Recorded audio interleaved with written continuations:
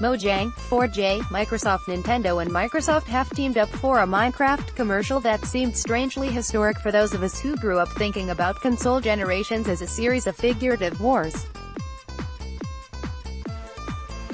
Both consoles were highlighted, both companies' logos were on the screen, and the hook was the ability to play the same game across two consoles or using a gaming PC. Sony was, of course, not involved with any of this. The company doesn't support cross-platform play between consoles, and limits the use of Fortnite accounts on other platforms, if they've ever been used on the PlayStation 4.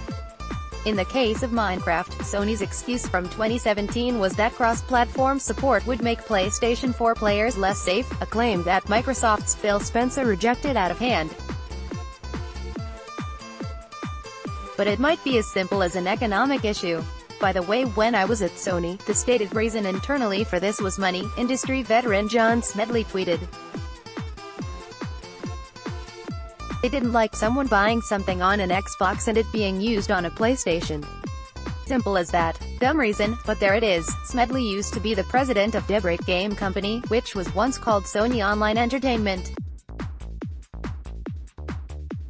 He's now the general manager of Amazon Game Studios. The tweet has since been deleted. This is the explanation that actually makes the most sense, and we can see the account issue come up in the FAQ section of today's Minecraft blog post talking about the release of the Better Together update for Minecraft on the Nintendo Switch. Q. What's a Microsoft account and why do I need it for a Nintendo Switch? A Microsoft account is a free account you can sign in on device that allows Minecraft players on Switch to play with others on non-Nintendo devices like iOS, Android, Xbox One and Windows 10 via cross-play, realms or servers.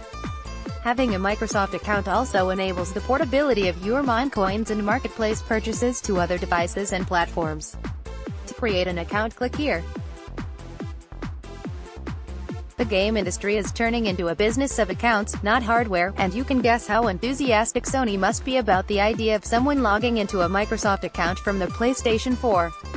But outside of the terminology, it's the last part of the description that has to stick in Sony's craw. The use of the Microsoft account is what allows someone to give Microsoft money for in-game items, and then bring those items onto other platforms.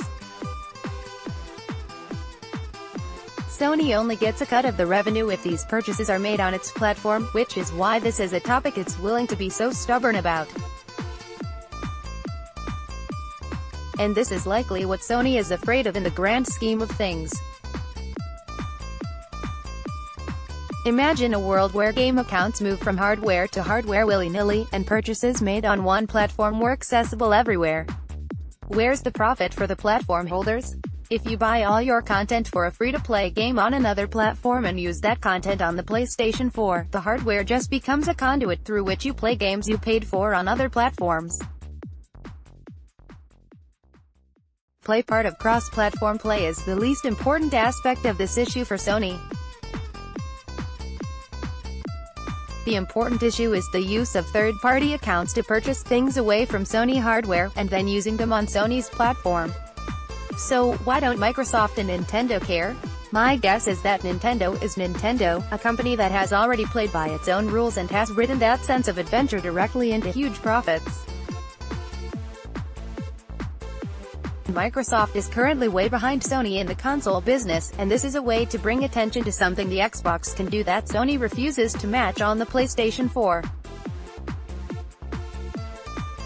But if Sony lets Minecraft purchases from Microsoft come onto the PlayStation 4, and it lets purchases from Epic Games come onto the PlayStation 4 through the accounts tied to other games and companies, it's not going to be able to deny anyone else, which means that Sony would lost the ability to guarantee itself a heavy cut of all the virtual currency and in-game items being sold for those games.